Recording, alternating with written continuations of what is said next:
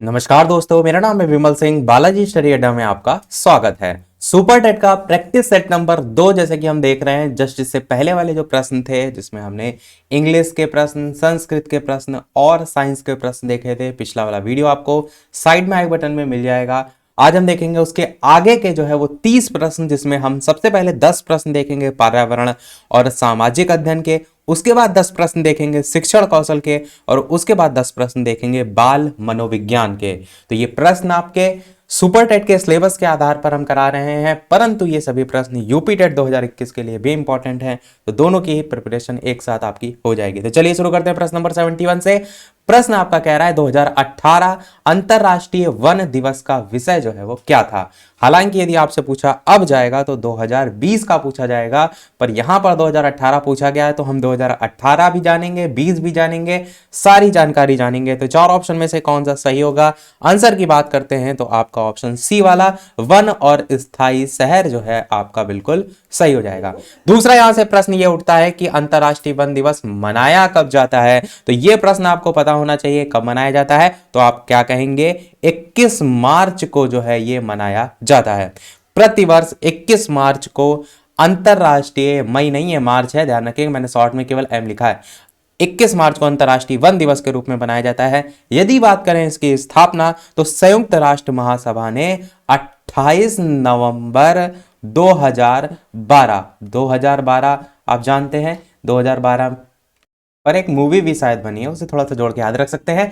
28 नवंबर 2012 को इसकी स्थापना संयुक्त राष्ट्र महासभा ने की थी। उद्देश्य क्या रखा गया था इसका, अंतरराष्ट्रीय वन दिवस का, कि पेड़ और जो वन है उनके महत्व पर प्रकाश डालना और भविष्य में जो आने वाली पीढ़ी है उनके लिए वनों जो है उनको सुरक्षित रखना या उसका जो लाभ है वो सुनिश्चित करना, ये सभी इसमें महत्व या उद्देश्य रखे गए थे।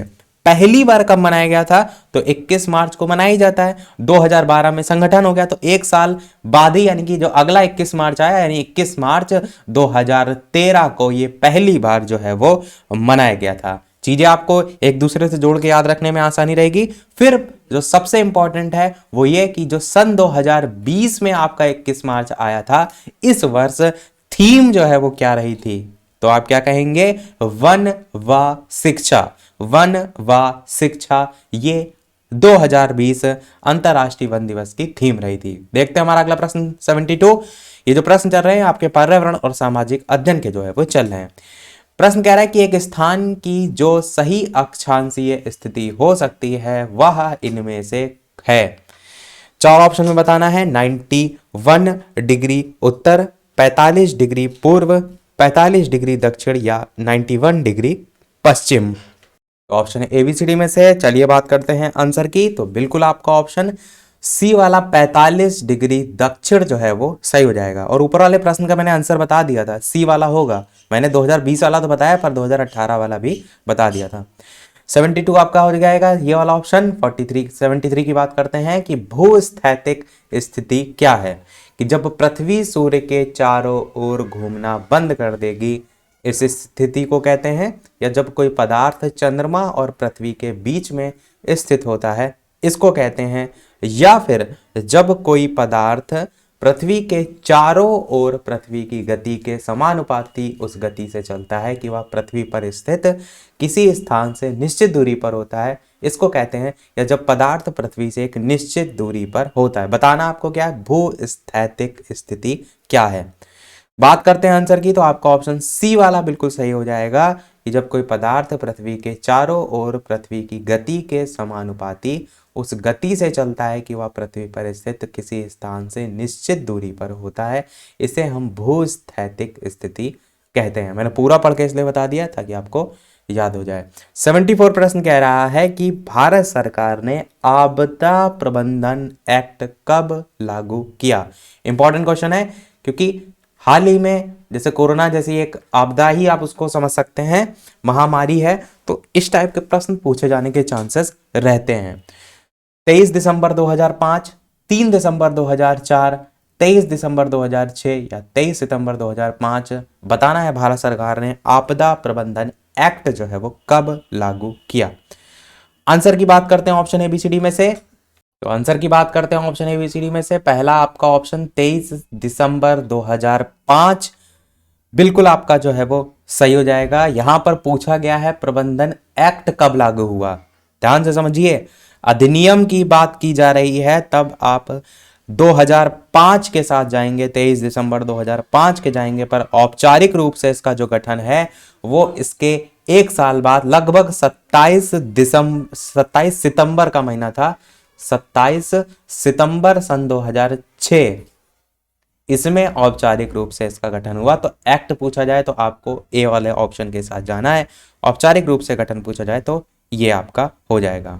और इसमें प्रधानमंत्री अध्यक्ष होता है और 9 अन्य सदस्य भी होते हैं, जिनमें से एक सदस्य को उपाध्यक्ष पद जो है वो दिया जाता है। तो ध्यान रखिएगा, मैंने इसलिए कहा कि इंपॉर्टेंट क्योंकि कोरोना से संबंधित है और ये काफी चर्चा में आया था। यदि आप उस समय की बात करेंगे, 75 प्रश्न की बात करते हैं, निम्नलिखित में से कौन सा युग्म सुमेलित नहीं है, आपको बताना है। माउंट आबू नहीं है, उसके सामने जो लिखा है अरावली पहाड़ियों से, या कोडाई नाल अन्नामलाई पहाड़ियों से, या ऊटकमंड नीलगिरी पहाड़ियों से, या शिमला पीर पंजाल श्रेणी से। बताना है आपको इनमें से कौन सा युग्म सुमेलित नहीं है। तो चलिए बात कर लेते हैं आंसर की ऑप्शन एबीसीडी में से। तो आपका ऑप्शन डी वाला यहाँ पर जो है वो सही नहीं है, शिमला पीर पंजाल श्रेणी से। तो ये आपका यहाँ पर गलत है, पीर पंजाल श्रेणी पर एक्चुअल में नहीं स्थित है। शिमला जो है आपका जो हिमालय की दक्षिण पश्चिमी श्रेणियां हैं उन पर जो है वो स्थित है। अगला प्रश्न देखते हैं 76। निम्नलिखित युग्म में उन पर विचार करना है। एक तरफ सहायक नदियां दे रखी हैं, एक तरफ मुख्य नदियां दे रखी हैं, आपको मिलान करना है और नीचे बताना है कौन सा सुमेलित नहीं है। चंबल, सोन, मानस, इस प्रकार से 3 ऑप्शन है। मुख्य नदियां दे रखी हैं नर्मदा, यमुना, ब्रह्मपुत्र। अब आपको बताना है कि जो सही विकल्प होगा 1, 2 और 3 होगा, यानी कि चंबल की मुख्य सहायक या मुख्य जो नदी है इसकी वो आपकी नर्मदा है, क्या ये सही है? उस आधार पर नीचे ऑप्शन दे रखे हैं कि पहला, दूसरा, तीसरा तीनों सही है, पहला और दूसरा सही है, दूसरा और तीसरा सही है, या केवल तीसरा सही है। बात करते हैं आंसर की, तो आपका ऑप्शन एबीसीडी में से कौन सा सही होगा? डी वाला आपका ऑप्शन केवल तीसरा जो है वो सही होगा। मानस ब्रह्मपुत्र, यानी कि मानस जो सहायक नदी है उसकी जो मुख्य नदी है वो ब्रह्मपुत्र है। बाकी यहाँ पर गलत दी हुई है। तो जैसे कि नर्मदा है, नर्मदा की सहायक नदियों में आपकी कोलार आती है, ओरसांग आती है, बंजर आती है, तवा आती है, इस टाइप की आती हैं, चंबल नहीं आती है। और जैसे यमुना की बात करें तो यमुना की सहायक नदियों में आप क्या कहेंगे? चंबल आती है, जो कि यहाँ ऊपर ऑप्शन में दे रखा है। छोटी सिंधु आती है, बेतवा आती है, केन नदी आती है, इस टाइप की आती है, सोन नहीं आती है। तो इस केवल तीसरा आपका ऑप्शन यहाँ पर सही है।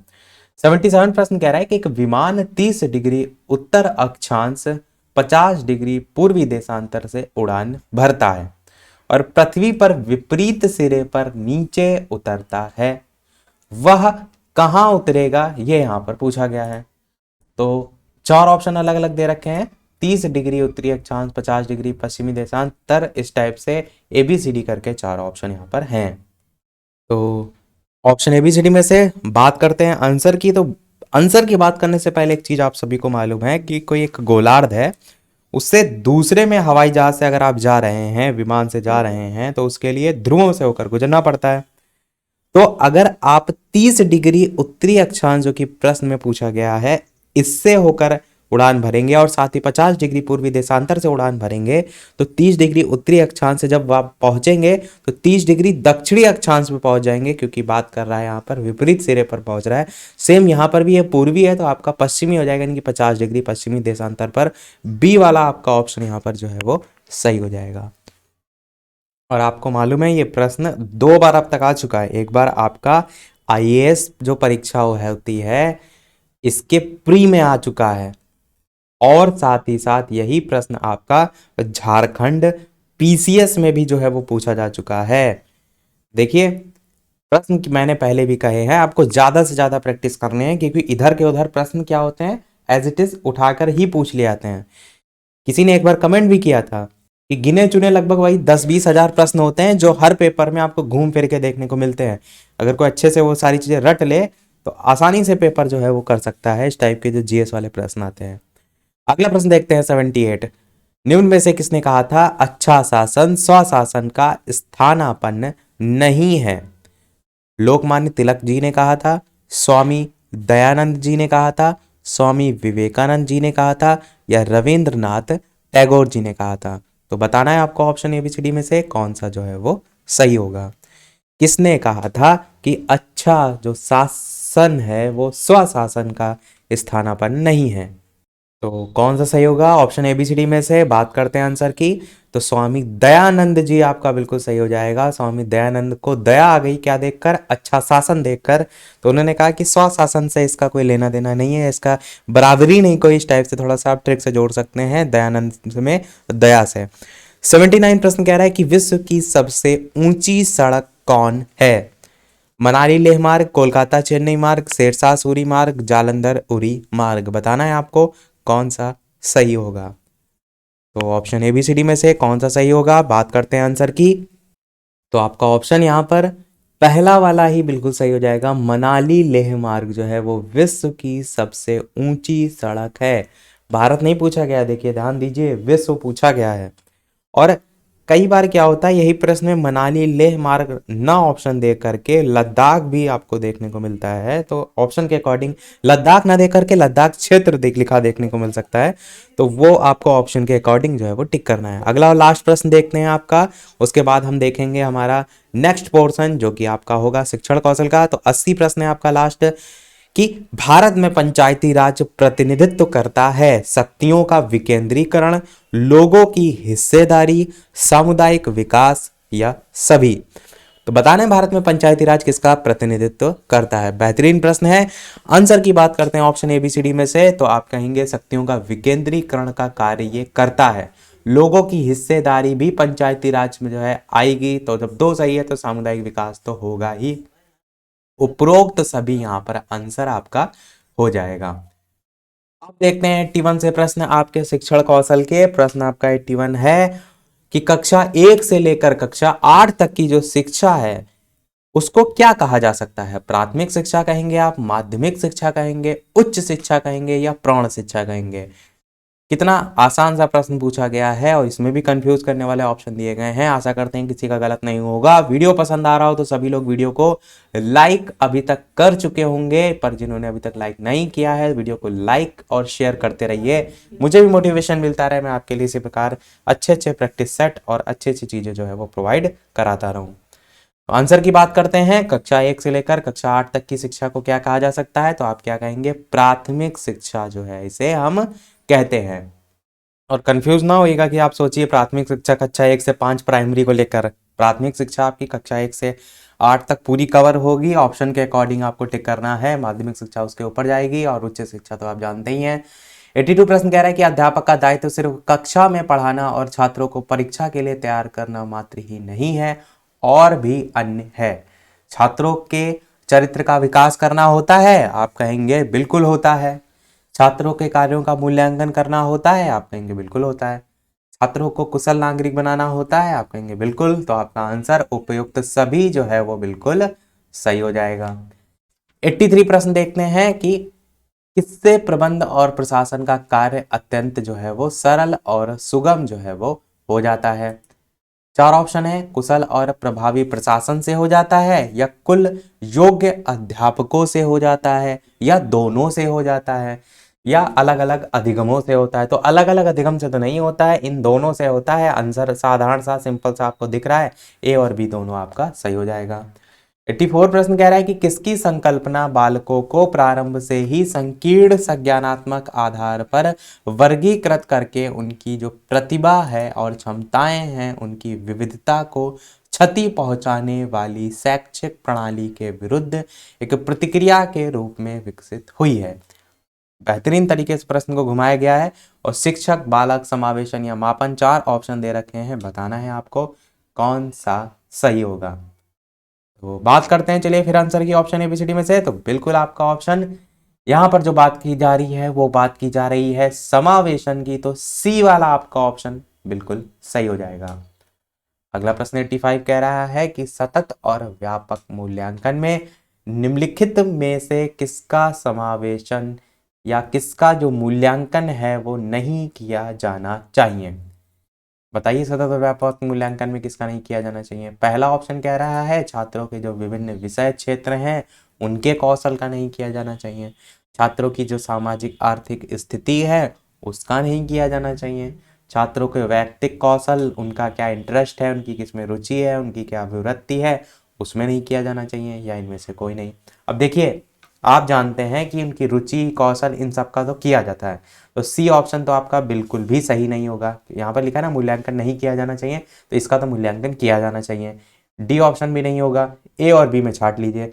उनकी विभिन्न विषय क्षेत्रों के, उनका किस में क्या, किस सब्जेक्ट में, किस फील्ड में आप कहेंगे उनका इंटरेस्ट है, उनके क्या कौशल हैं, उनमें क्या स्किल्स हैं, तो ये सब तो आप देखते ही हैं। तो ए वाला भी नहीं होगा, बी वाला आपका सही होगा।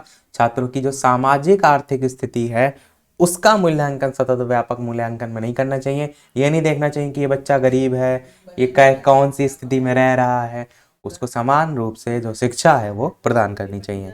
86 प्रश्न कह रहा है कि एक अध्यापक को महत्व देना चाहिए, पिछड़ी पृष्ठभूमि के छात्रों को देना चाहिए, अनुसूचित जाति के छात्रों को, अनुसूचित जनजाति के छात्रों को, या सभी को समान रूप से। तो आप क्या कहेंगे, बिल्कुल आपको बिल्कुल सही लगा, सभी को समान रूप से जो है महत्व देना चाहिए। 87 प्रश्न कह रहा है कि अधिगम को प्रभावित करने वाले जो कारक हैं वो इनमें से कौन से हैं। सीखने की इच्छा प्रभावित करती है, जब तक इच्छा नहीं होगी तब तक कैसे आप अधिगम करेंगे। अभी जैसे आपको साइकिल सीखनी हो, अब कोई जबरदस्ती तो आपको सिखाएगा नहीं, आप जबरदस्ती किसी को 2 दिन सिखा सकते हैं, पर जब अंदर से आपके आता है कि नहीं आपको सीखनी है तभी तो आप सीखते हैं, तो ये प्रभावित करता है कारक, बिल्कुल करता है। मोटिवेशन तो करता ही करता है, जब तक आप किसी कार्य के लिए मोटिवेट नहीं होंगे, आपके अंदर अभी प्रेरणा नहीं आएगी, तब तक कैसे आप कोई काम करेंगे। जैसे पढ़ाई है, आप कितना भी कोशिश कर लीजिए आप नहीं पढ़ेंगे, जब अंदर से आप मोटिवेट होते हैं तो बिना कहे किसी के पढ़ते हैं तो अभी प्रेरणा होता है। और जब दो सही हैं तो यहाँ पर शारीरिक और मानसिक स्वास्थ्य हो गई होगा। उपर्युक्त सभी आपका ऑप्शन डी वाला बिल्कुल सही हो जाएगा।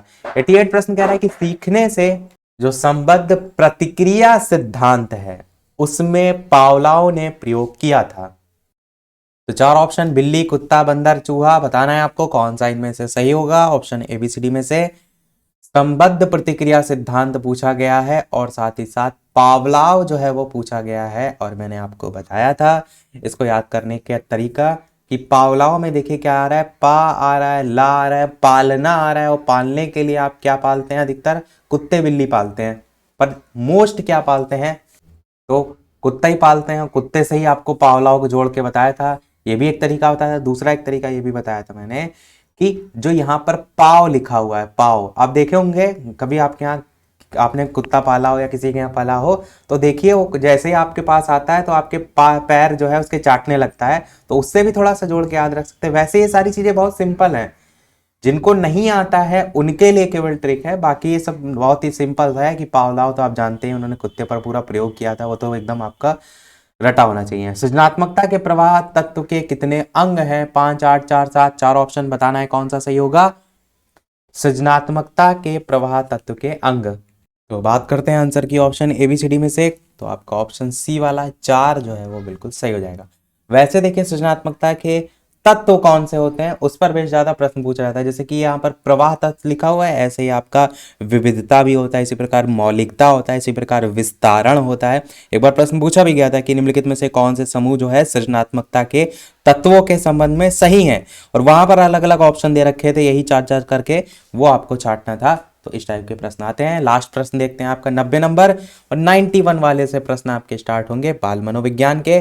तो शिक्षण कौशल का लास्ट प्रश्न है, मापन की विशेषताएं हैं कि यह वस्तुनिष्ठ और वैज्ञानिक है। मापन जो है उसके लिए मापनी का प्रयोग किया जाता है। मापन के लिए इकाइयां होती हैं या सभी। अब बताइए आप कि मापन के लिए इकाइयां होती हैं, बिल्कुल होती हैं, कहीं किलोग्राम होती है, कहीं कुछ होती है। मापन के लिए मापनी का यूज करते हैं, देखिए जैसे कपड़ा नाप रहा है कोई, तो क्या वो स्केल का नहीं यूज करता है, वो जो उसके पास मीटर होता है। और भी देख लीजिए, जैसे कि आप सब्जी खरीदने जाते हैं तो तराजू वाला तौलता है उसको, तराजू वाला नहीं, सब्जी वाला तराजू से तौलता है, तो वो मापनी का यूज कर रहे हैं। तो 2 ऑप्शन सही है, तो पहला तो है ही वस्तुनिष्ठ और वैज्ञानिक, तो आपका उक्त सभी यहां पर बिल्कुल सही हो जाएगा। बढ़ते हैं हमारे 91 प्रश्न की तरफ। वैयक्तिक विभिन्नता का अर्थ क्या होता है। वैयक्तिक मतलब होता है इंडिविजुअल, और विभिन्नता मतलब होता है अलग अलग, हर व्यक्ति अलग अलग होता है अपने आप में, किसी में कोई विशेषता है, कहीं किसी में कुछ है। अब चार ऑप्शन में छाटिए। पहला ऑप्शन कह रहा है कि किन्हीं भी दो व्यक्तियों में शारीरिक, मानसिक और संवेगात्मक समरूपता ना होना, इसे हम कहते हैं। किन्हीं भी दो व्यक्तियों में शारीरिक भिन्नता का ना होना, इसको हम कहते हैं। सभी व्यक्तियों का विकास समान रूप से होना, इसको कहते हैं, या सभी। तो बताना है आपको ऑप्शन एबीसीडी में से कौन सा सही होगा। आंसर की बात करते हैं तो मैंने बता ही दिया आपको, डेफिनेशन पहला ही हो जाएगा कि किन्हीं भी दो व्यक्तियों में शारीरिक हो गया, मानसिक हो गया और संवेगात्मक समरूपता ना होना। 92 प्रश्न कह रहा है कि इनमें से कौन सा बाल अपराध को दूर करने का उपाय है। परिवार का समुचित वातावरण से आप दूर कर सकते हैं, अच्छा वातावरण हो, बिल्कुल है, अच्छा वातावरण होता है तो अच्छा प्रभाव भी पड़ता है, आप जैसे एटमॉस्फेयर में रहेंगे। मनोवैज्ञानिक क्लिनिक मतलब ये होता है ना, कुछ कुछ चीजें होती हैं जो नॉर्मल एटमॉस्फेयर से नहीं ठीक होती हैं, उनके लिए चिकित्सीय जो है उसका भी जरूर यूज आता है, तो वो भी आपका इसमें आएगा दूर करने के अभिप्राय। गंदी बस्तियों का सफाया, सफाया का मतलब यहाँ ये नहीं है कि आप उनको उठा के फेंक दें, मतलब कहने का है कि एक स्वच्छ स्थान दिया जाए और रहने का साफ सुथरा वातावरण दिया जाए, तो आप कहीं ना कहीं बाल अपराध को दूर कर सकते हैं, क्योंकि आसपास का वातावरण मैंने अभी बताया काफी इफेक्ट डालता है। तो कहीं ना कहीं जब पहला और दूसरा सही है तो तीसरा भी सही हो जाएगा, अगर तीसरा आपको डाउट लग रहा हो। जब दो ऑप्शन सही है तो उक्त सभी आपका यहाँ पर बिल्कुल सही हो जाएगा। 93 प्रश्न कह रहा है किसी नई भाषा को सीखने के लिए कहाँ से प्रारंभ किया करना चाहिए। अक्षरों और शब्दों के मध्य सहचर्य से, वाक्यों के निर्माण से, शब्दों के निर्माण से, या इनमें से कोई नहीं। तो कहाँ से आप स्टार्ट करेंगे जल्दी से बताइए। आंसर की बात करते हैं तो आप क्या कहेंगे, अक्षरों और शब्दों के मध्य सहचर्य से ही आप स्टार्ट करेंगे, तो पहला आपका ऑप्शन बिल्कुल सही हो जाएगा। अगला प्रश्न है आपका कि बहिर्मुखी व्यक्तित्व का जो विकास है वो कहाँ से प्रारंभ होता है। युंग जो थे उन्होंने दो टाइप के बताए थे व्यक्तित्व के प्रकार, एक आपका अंतर्मुखी, एक बहिर्मुखी, और एक उभयमुखी भी देखने को मिलता है। देखिए नॉर्मल आप समझ लीजिए अंतर्मुखी बहिर्मुखी होता क्या। अंतर्मुखी क्या होता है, जो अपने विचारों को सबके सामने ना जो है व्यक्त कर पाए, जैसे कुछ लोग होते नहीं, बैठे रहते हैं चुपचाप, ज्यादा मतलब नहीं रखते किसी से, वो होते हैं आपके अंतर्मुखी। बहिर्मुखी क्या होते हैं, जो खुल के अपने विचार रखे हैं। आप देखते हैं क्लास में, पूरी एक क्लास होती है, कोई ना कोई दो चार बच्चे ऐसे होते हैं जो बोलते ज्यादा हैं, जो अपने विचार प्रकट करने में किसी प्रकार का सोच विचार नहीं कर रहे हैं, तो वो बहिर्मुखी व्यक्तित्व के अंतर्गत आता है। उभयमुखी क्या होता है, जिसमें अंतर्मुखी बहिर्मुखी दोनों का जो है कॉम्बिनेशन हो, जरूरत अनुसार वो चीजों को यूज कर पाए, तो वो आता है उभयमुखी। अब यहां पर पूछा गया है कि जो व्यक्तित्व है इस टाइप का वो विकास कब से प्रारंभ होता है, क्या बाल्यावस्था से होता है, या किशोरावस्था से होता है, या शैशवावस्था, जब से बच्चा पैदा हुआ तभी से हो जाएगा। तो आप कहेंगे शैशवावस्था से तो नहीं होता है। बाल्यावस्था है, किशोरावस्था में क्या होता है, जब उसकी संगत उस टाइप से होती है तब वो कहीं ना कहीं इस चीजों में पड़ता है, तो वो किशोरावस्था में नहीं आती है, वो आती है बाल्यावस्था में। ए वाला आपका ऑप्शन बिल्कुल सही हो जाएगा। चीजों को सब जोड़ के याद करेंगे तो और अच्छे से आपको समझ में आएगा। अगला प्रश्न 95 वाला हम लास्ट में आपसे पूछेंगे। 96 वाला प्रश्न हम आपसे पूछ रहे हैं, जो कि आपका पूछा भी जा चुका है, यूपी टेट में आया है शायद, हाँ यूपी टेट में ही आया है, कि गिरोह अवस्था किस आयु वर्ग और विलंब विकास संबंधित है। 3 से 6 वर्ष और भाषा, 8 से 10 वर्ष और सामाजिकरण। ये विलंब विकास के ऑप्शन भाषा, सामाजिकरण, संज्ञानात्मक दे रखे हैं। फिर 16 से 19 वर्ष और संज्ञानात्मक, या इनमें से कोई नहीं। तो बताना है आपका ऑप्शन एबीसीडी में से कौन सा जो है वो सही होगा। बात करते हैं, चलिए फिर आंसर की, अब तक आपने सोच अवश्य लिया होगा, तो बात करते हैं आंसर की। चलिए ऑप्शन एबीसीडी में से तो बी वाला आपका ऑप्शन 8 से 10 वर्ष आपका गिरोह अवस्था, ध्यान रखिए, और विलंब विकास संबंधित है आपका सामाजिकरण से। 8 से 10 वाला ध्यान रखिएगा क्योंकि ये प्रश्न एक बार पूछा जा चुका है। 97 प्रश्न कह रहा है कि संप्रत्यय निर्माण का जो पहला सबसे सोपान होता है वो क्या होता है। कॉन्सेप्ट संप्रत्यय कहते हैं हम। अनुशासन होता है, पृथक्करण होता है, सहकारिता होता है, नागरिकता होता है। चार ऑप्शन में बताना है आपको कौन सा सही होगा। तो वैसे तो देखिए संप्रत्यय निर्माण का जो सबसे पहला सोपान होता है वो प्रत्यक्षीकरण होता है। इस टाइप से एक बार प्रश्न आ चुका है जिसमें सामान्यीकरण, विभेदीकरण, प्रत्यक्षीकरण ऑप्शन में था, तो प्रत्यक्षीकरण वहां पर आपका बिल्कुल सही था, क्योंकि सबसे पहले हम किसी चीज को देखते हैं उसके बाद कंसेप्ट और सारी चीजें आती हैं। तो यहाँ पर ऑप्शन के अकॉर्डिंग अब आपको टिक करना है। तो आंसर की बात करें ऑप्शन के अकॉर्डिंग, आप पृथक्करण जो है वो टिक कर सकते हैं। जैसे होता है ना 20 तरीके की चीज रखी होती हैं, फिर उसमें से हम किसी एक चीज को चॉइस कर रहे हैं, तो अलग कर रहे हैं, बात को समझ रहे हैं आप। जैसे एक मेज है, मेज पे हम कह रहे हैं उसमें पेन भी रखा है और आपका बुक रखी हैं, कुछ किताबें ऐसी हैं जो जो कलर्ड हैं, कुछ ऐसी हैं जो ब्लैक एंड वाइट हैं, मतलब कि डिफरेंट डिफरेंट वैरायटी की मेज पर कोई चीज़ रखी है और आपको पेन चाहिए, तो आपने उन सभी चीज़ों में क्या किया, सबसे पहले उस चीज़ को अलग किया छांटने के लिए, यानी आंखों से उसको देखा कि हमको ये चीज़ चाहिए, फिर आपने उसके लिए आगे कमांड किया कि उसको उठाया। तो उस टाइप से आप पृथक्करण ध्यान रख सकते हैं। 98 प्रश्न कह रहा है कि शिक्षण हेतु मानसिक उद्वेलन प्रतिमान का प्रयोग निम्न में से किसके सुधार हेतु किया जाता है? अनुप्रयोग, समझ, सृजनात्मकता या समस्या समाधान। बताना है आपको ऑप्शन एबीसीडी में से इसकी शिक्षण के लिए मानसिक उद्वेलन प्रतिमान का यूज निम्न में से किसके सुधार हेतु किया जाता है? आंसर की बात करते हैं तो आप क्या कहेंगे? सृजनात्मकता आपका। वैसे जब ये प्रश्न आया था ना, तब वहां पर सृजनात्मकता को सही माना गया था, ये चीज है। पर यहाँ पर आप थोड़ा सा गौर करेंगे तो निम्न में से किसके सुधार के लिए है, तो समस्या समाधान के सुधार के लिए होता ही है। इसके बारे में एनसीईआरटी में भी दिया गया है, परंतु जब ये आंसर वहां से आया था आयोग की तरफ से, जब भी प्रीवियस ईयर में एक बार आया है तो वहां पर सृजनात्मकता दिया गया था। पर मेरे अकॉर्डिंग समस्या समाधान यहाँ पर ज़्यादा अच्छा होना चाहिए। बाकी आप भी अपना आंसर कमेंट सेक्शन में अवश्य बताइएगा। 99 प्रश्न कह रहा है कि व्यवहार जो है उसके रचना तंत्र का निर्माण जो है वो होता है, वंशानुगत होता है, वातावरण होता है, जन्मजात होता है, पोषित होता है। बताना है आपको ऑप्शन एबीसीडी में से कौन सा जो है वो सही होगा। तो चलिए बात करते हैं फिर आंसर की कौन सा सही होगा। तो व्यवहार के रचना तंत्र का निर्माण वंशानुगत आपका जो है वो हो जाएगा, ए वाला आपका ऑप्शन बिल्कुल सही हो जाएगा। अगला और इस वीडियो का लास्ट प्रश्न देखते हैं, इसके बाद एक प्रश्न जो हम ऊपर छोड़ के आए हैं वो हम आपसे पूछेंगे। और वीडियो भी तक आपने लाइक ना किया हो, इतने अच्छे अच्छे प्रश्न हम आपको प्रैक्टिस करा रहे हैं, तो आप सभी का एक लाइक तो वीडियो पर बनता ही है। और साथ ही साथ चैनल पर नए हो तो सब्सक्राइब करके भी अवश्य जुड़ जाइएगा, ताकि आगे आने वाला कोई भी वीडियो आपसे मिस बिल्कुल भी ना हो। वीडियो को और लोगों के साथ शेयर भी अवश्य कर दीजिएगा, और लोग भी प्रश्न अच्छे अच्छे प्रैक्टिस कर सकें। और साथ ही साथ टेलीग्राम चैनल से नहीं जुड़े हैं तो वीडियो के डिस्क्रिप्शन में आपको लिंक मिल जाएगी, सर्च करके भी जुड़ सकते हैं। 100 नंबर प्रश्न कह रहा है कि वर्तमान में मनोविज्ञान किसका अध्ययन करता है? आत्मा का करता है, मन का करता है, चेतना का करता है, व्यवहार का करता है। बताना है आपको ऑप्शन एबीसीडी में से कौन सा जो है वो सही होगा। तो एक्चुअल में मनोविज्ञान के साथ ये है ना कि जैसे जैसे जैसे इसका विकास होता गया तो अलग अलग लोगों ने अलग अलग नाम दिया गया। स्टार्टिंग में आप देखेंगे तो इसे आत्मा का विज्ञान कहा जाता था, जैसे प्लेटो हो गए, अरस्तु हो गए, डेकार्ट हो गए, उन्होंने मनोविज्ञान को आत्मा का विज्ञान कहा। फिर क्या हुआ, 16 शताब्दी जो है उसके अंत में परिभाषा आप देखेंगे तो इतनी मान्य नहीं हुई। तो जो 17वीं शताब्दी है उसमें इटली जो है, इटली के मनोवैज्ञानिक जिनका नाम था पोम्पोलॉजी, उन्होंने मनोविज्ञान को मन या मस्तिष्क का विज्ञान कह दिया। बाद में भी परिभाषा अमान्य हो गई। फिर आई आपकी 19वीं शताब्दी, वहां पर आप देखेंगे तो विलियम वुंट हो गए, विलियम जेम्स हो गए, और भी ऐसे मनोवैज्ञानिक थे जिन्होंने चेतना का विज्ञान कह दिया। वो भी बाद में अपूर्ण अर्थ नहीं हुई, अमान्य हो गई। फिर आपकी आई 20वीं शताब्दी, और इसमें मनोविज्ञान को व्यवहार का विज्ञान माना गया। और यही आपका वर्तमान में पूछा गया है, मनोविज्ञान किसका अध्ययन करता है? तो आप क्या कहेंगे कि आज भी ये परिभाषा प्रचलित है, व्यवहार का अध्ययन या व्यवहार का विज्ञान मनोविज्ञान को कहा गया है। तो सभी चीजें मैंने आपको बता दी। एक प्रश्न अच्छा और मैं आपको बता देता हूं कि जर्मनी के लिप्जिंग शहर में 1879 में जो प्रयोगशाला है, मनोवैज्ञानिक प्रयोगशाला, वो पहली खोली गई थी। उसके संबंध में भी कई बार प्रश्न पूछ लिया जाता है।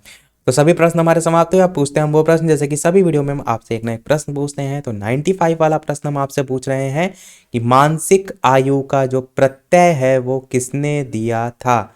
टर्मन ने दिया था, सिरिल बर्ट ने दिया था, बिने साइमन ने दिया था, या स्टर्न ने दिया था? एबीसीडी में से कौन सा सही होगा? सभी लोग अपना आंसर वीडियो के मेन कमेंट में टाइप करके अवश्य बताइएगा। और टोटल 30 में से कितने प्रश्न सही रहे वो भी अपना स्कोर अवश्य बताइएगा। इसी के साथ हमारे आज के सभी प्रश्न समाप्त होते हैं। आज वीडियो में इतना ही। वीडियो पसंद आया हो तो लाइक अवश्य कीजिएगा, चैनल पर नए हो सब्सक्राइब कीजिएगा। मिलते हैं फिर अगले वीडियो में नए टॉपिक के साथ। तब तक नमस्कार, थैंक यू फॉर वॉचिंग।